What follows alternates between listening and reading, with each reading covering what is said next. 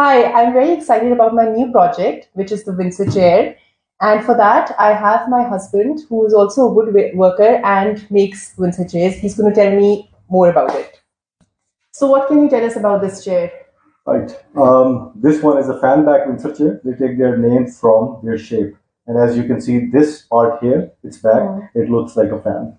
There are many commonalities between all the Windsor chairs. For example, one unique feature is that these chairs do not have lines at 90 degrees. If you see at all the legs, Yeah, they're. or the spindles, they are triangulated. Yep. They are triangulated because the sleek design has to take a lot of weight, right? So when you have something not at right angle but triangulated, the weight is distributed horizontally as well as vertically. Okay. We're going to be making this. I will not say that one is easier than the other. The entire chair, unlike any other chair, is built around the seat. The joinery is very, very complex. Everything is at a unique angle. So, for example, this leg has an angle which only this leg does. Okay. Right? And then similarly, these two legs have different angles. Then the angles at which these stretchers go into legs are very different. The angles for half these spindles are different, and then that is mirrored to the other half. How have you fixed the legs to the seat? So what you do is that there is a very complex marking for the seat, and then you find out all the angles for them, and then you drill on those angles. The legs go in from the bottom, and then there's a piece of wood that goes in, which is called a wedge. It doesn't look very strong, but it's a very, very strong chair. In fact, half the chairs in the world are Windsor chairs. I don't think there are very many in Pakistan, because this is exactly how they were made 300 years ago. I mean, Right. you can make Okay. any changes to them, of course, but this is how I like them. Okay, so what's really special about this chair? I think for a layman, what would interest them is that these chairs go back 300 years ago. The way they're built, they last generations. Like chairs from 300 years ago still exist today, and they go for a fortune. So I think more than a chair, it's a statement, and it has so many uses. They used to paint it back in the day, and then put it outdoors. These chairs are used for in your dining rooms. They're used as bedroom chairs. Also in the garden, I've seen pictures where they've used it in the garden. The surprised version of these chairs is used in the ships. It's called a captain's chair. So tell me more about the seat.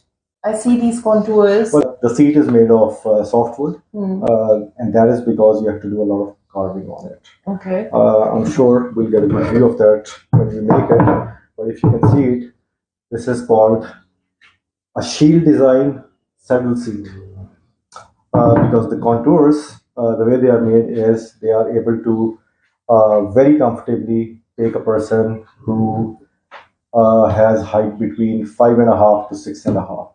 And this is all hand carved here on the back. Yeah, this is hand carved. Again, there are variations. There's a very different sort of comb which doesn't have a carving. Okay. And for example, in the continuous arc, you have the handholds which are simple, and then you have the handholds which are knuckle armed. Yeah. Okay, so these were made on the lathe.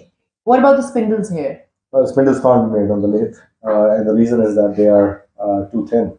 Yeah. They are thin, but they are very, very strong because the grain runs straight. So you whittle them with hand, and you use 2 or 3 tools to do that. Wow.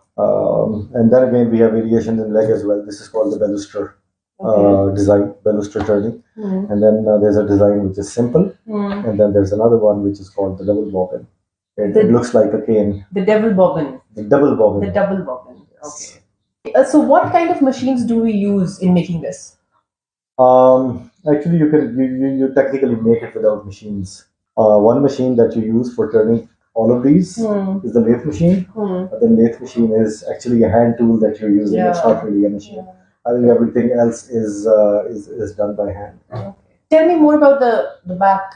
So this is taken out by hand. Then you whittle it using 2 or 3 tools. So there's no wastage of wood, basically. Well, there is a lot of wastage of wood because you have to take out the best part. But when you take out that best part, then it's easy to work on with those hand tools, because it would be impossible to carve this shape if the grain was not this straight. And anything else you want to tell people who are interested in Windsor chairs? I would just say buy it. I mean, either make it or buy it because that's one thing that you must have, and not very many people have it. Thank you so much. Really looking forward to this project.